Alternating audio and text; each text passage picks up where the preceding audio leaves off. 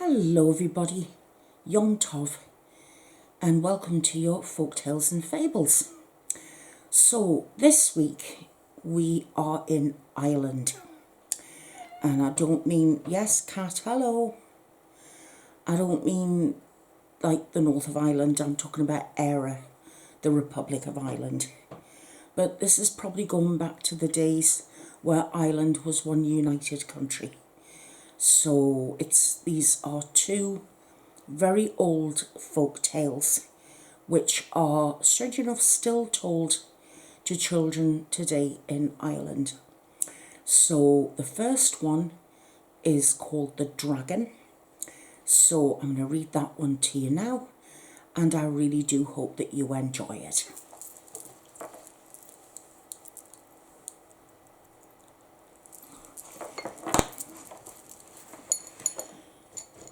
A lord, his wife and his daughter live in a great castle. A poor lad is engaged to mind the sheep. The daughter gives him bread and beer in a basket for lunch, and the old lord explains that previous servants have always come back with one cow short. Well, in the field, a little man comes up to Jack, for that was the servant's name. Jack gives him as much as he can eat, and the little man gives Jack a plum. The little man explains that a giant in a neighbouring castle steals a cow daily. He gives Jack a pennyworth of pins and bids him to put them in the giant's drink. Jack goes to the giant and asks for work. The giant goes to get drinks. Jack mixes up the pins in the giant's glass. The giant drinks, falls ill, and dies. Jack tells the little man how he is fed and returns with a full herd of cows. The master, the lord, is very surprised. And then his daughter comes and she says to Jack that tomorrow she's going to be killed by a dragon. And she would like him to be there to see it. Well, Jack refuses, but he gives the girl the plum that the little man had given him, and she eats it. Well, the next morning she gives Jack his food, and off he goes.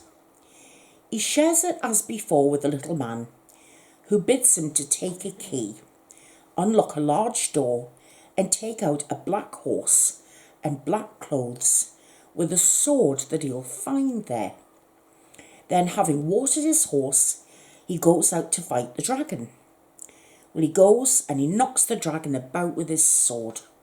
The dragon shoots fire from his mouth, but the horse throws up the water that he's drunk and quenches it. Jack puts back the horse, changes his clothes, and goes home with all the cows. He gives another plum to the girl, who has to meet the dragon again the next day. And she asks Jack to be there, but he says, no, I'm not going. Next morning, she gives Jack his food, and Jack, at the little man's suggestion, asks for more. He gets it, he goes, and he shares it with the little man. It's the same as before, only this time he gets a white horse and white clothes. The little man tells Jack that tomorrow is the last day of the fight and bids him to rise early and ask the young lady to send over more food. Well, Jack gives her another plum, and this time she prepares the food overnight, as she has to meet the dragon at daybreak. She wants Jack to come and see, but he refuses. He says, I'm sorry, but I've got to see to the cows. He gets a red horse and red clothes this time, and the horse drinks the water dry.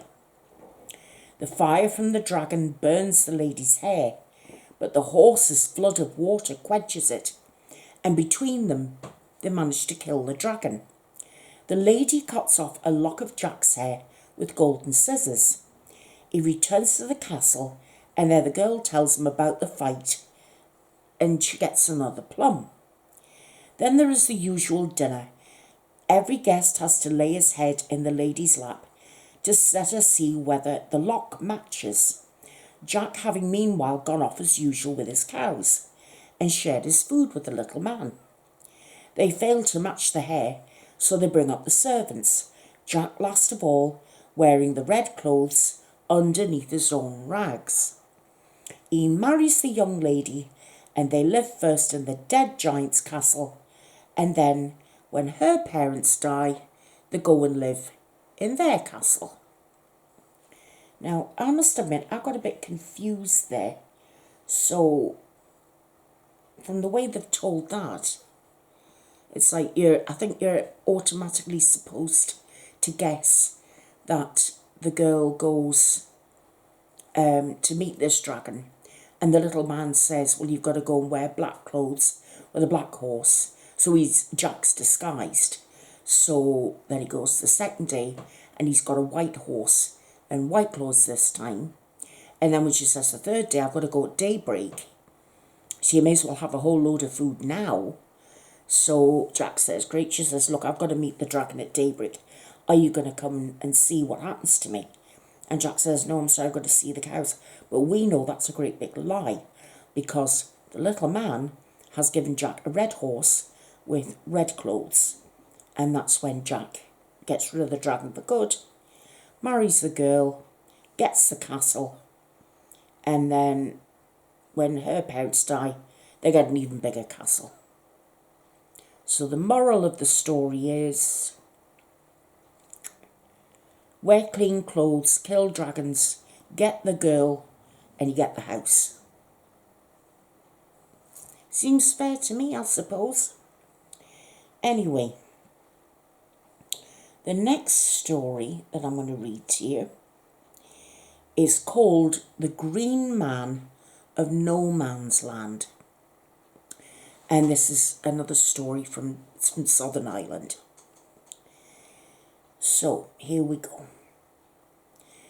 There was a young miller who was a great gambler. Nobody could beat him. One day a man comes and challenges him. They play. Now it's funny because in this story, the man's called Jack. I think they're all called Jack in these stories. I think that's just what it is. I mean, I'm thinking that Jack wins. Right. There was a young miller who's a great gambler. I think he's called Jack. They haven't made that clear. Nobody could beat him. One day a man comes and challenges him. They play. Jack wins and demands a castle. There it is. They play again and Jack loses. The man tells Jack his name is the Green Man of Noman's Land. And then unless Jack finds his castle in a year and a day, he will be beheaded. The time goes by. Jack remembers his task and sets out in the cold and snow. He comes to a cottage where an old woman gives him food and lodging. He asks her if she knows the Green Man. No, she says, but if a quarter of the world knows, I can tell you. And in the morning she mounts on the roof and blows a horn. A quarter of all the men in the world came. She asks them. They don't know the Green Man, and she dismisses them. Again she blows the horn, and the birds come. She asks them, and they don't know, so she dismisses them. She sends Jack on to see her elder sister, who knows more than she does. She lends Jack her horse and gives him a ball of thread to place between the horse's ears. He comes to the second sister's house. It is long, she says, since I saw my sister's horse. He eats and sleeps and then asks her about the Green Man. She knows not, but will tell him if half the world knows. So she goes on her roof and blows a horn. I see a pattern forming here, can you? Well, half the world came, but they didn't know the Green Man. Go, she says, and she blows the horn again. half the birds in the world come, but the result's the same. They don't know. She takes her sister's horse. She gives Jack her horse with a ball of thread and sends him on to the eldest sister, who apparently knows more than the first two. It's the same thing there. The third sister doesn't know, but in the morning goes on the roof and blows a horn. All the people in the world come, but they don't know the Green Man. Go, she says. So again she blows and all the birds come, and they don't know. She goes down and looks in her book and finds that the eagle is missing. She blows again, the eagle comes, and she abuses him. I don't know what that means. She explains that he has just come from the Green Man of No Man's Land. She lends Jack her horse and bids him go till he comes to a pool and sees 3 white birds. He's then to hide, steal the feathers of the last one to enter the water. He does so. The bird cries and demands its feathers. Jack insists on her carrying him over to her father's castle. She denies at first that she is the Green Man's daughter, but at last carries him over, and when across, becomes a young lady. Right, that makes sense. So this one's a lady. Jack goes up to the castle and knocks. Green Man comes out.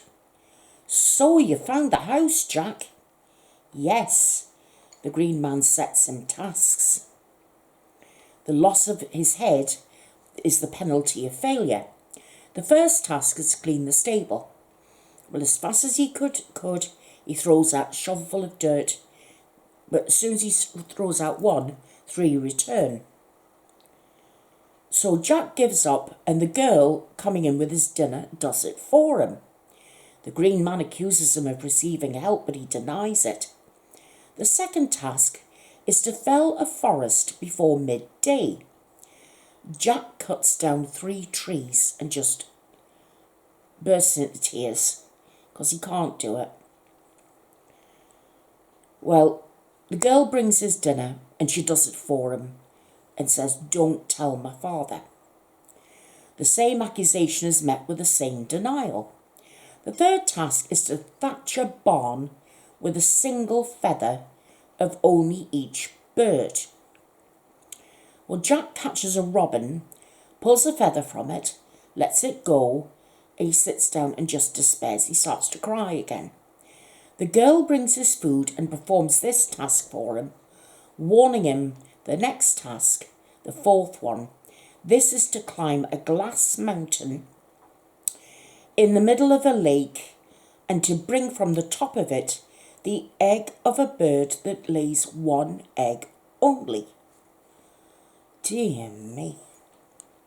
The girl meets him at the edge of the lake, and by her suggestion, he wishes her shoe a boat. They reach the mountain. He wishes her fingers to be a ladder. She warns him to tread on every step and not miss one. He forgets. He steps over the last rung and gets the egg, but the girl's finger is broken. She warns him to deny having had any help. The 5th task is to guess which daughter is which, as in the shape of the birds they fly 3 times over the castle. Forewarned by the girl, Jack names them correctly. The Green Man therefore gives in, and Jack weds his daughter, and they all live happily ever after. Well, folks, I've got to tell you, those are stories from Ireland, and I remember from my Scottish relatives that, of course, we had Irish members of our family as well. And my Scottish great aunts and uncles used to say they could never understand what the Irish side of the family ever told them. And they always said, they all talk in riddles. Now, keeping in mind, we're going back to, like, the mid-60s. So we're going back a long way away. So, you know, they weren't, I don't think they were just saying that they were all daft or anything like that. What they said was, they all speak in riddles. We can't understand a thing they say, and we can never get to the bottom of what it is they're trying to tell us. You know, and I think it takes an awful lot of intelligence to be able to come up with stories like that, where all the tasks get progressively harder and harder and harder. Because for a mortal man, you know, clean out the stable. So you throw out one shovelful of dirt and then 3 shovelfuls are there waiting for you. That's an impossible task. So only someone with great magic or some kind of magical ability can do that. Now, if you notice in that last story, it doesn't say that there's magical ability. I think it's taken as read that you would automatically know this. You know? So I think that the Irish are incredibly clever. I mean, really, really clever to do something like that. And also it just shows the level of understanding. I mean, these are family folk tales. And I mean, that they're old. So they obviously have gone through generations. And, I mean, they're told to little children. I mean, families will sit around and tell stories to all generations. So it says something that even the little ones would understand what was happening. And, you know, I'm not quite sure about, you know, I mean, I don't know. England, Ireland, Scotland, Wales, it's hard to tell. But it is what it is. So those were your folk tales today from Ireland. And, you know, I think there was just the 2 that I was going to read you today. I don't think there were any more. Not that I can think of. I don't think there were.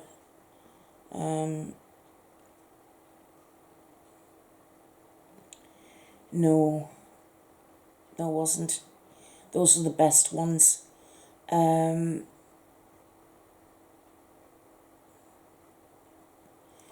mean, there was a lovely one about rabbits, but honestly, it would have taken more than half an hour me to read it because it was such a long story. But anyway, so those are your folk tales for this week, folks. And if you want to let me know if there are any tales that you haven't been told yet, then please let me know. And I'll sort them out for you very soon. Now, as I would have already explained in my first video this week, the Monday video, this is still Monday. You get your folk tales on a Wednesday. The reason why I'm pre-filming everything is because I'm having to have some invasive dental work done tomorrow. And I don't know how I'm going to be fit for, you know, speaking properly so you can understand me. So I'm doing everything, you know, on Monday, so you can guarantee that you've got videos for every day this week. Okay, so this is why I am in the same attire as I was today, and you're going to find that I'm going to be wearing it for your true crime video as well. So there you go. Anyway, I do hope you've enjoyed today's stories. I realised I hadn't done one from Ireland before, so I do like the older stories and the more obscure ones that none of us have ever heard. I find it quite funny that all the main male characters are called Jack, you know, but maybe that was just the easiest, you know, name to use, I would think. But I do hope you've liked them. And like I said, if there's any other country that you want me to do, because last week was Hawaii, and this week we've gone halfway across the world back to Ireland. So if there's anything or any particular country that you want me to find a folktale from, then just let me know in the comments and I'll sort that out for you. But in the meantime, please take care of yourselves. I do love all of you. And let me know what you think of the stories in the comments. A little bit of feedback's nice. And if you did like them, would you please press the like button? Because that would really help me out. It makes me smile when I see some likes. So I do appreciate that. Because it makes me feel wanted. I know it's not a huge thing to ask, but it just makes me smile, and it makes me feel wanted, you know, and needed and that sort of thing. You know what I'm like, I'm a bit, you know, soft in the heart when it comes to things like that.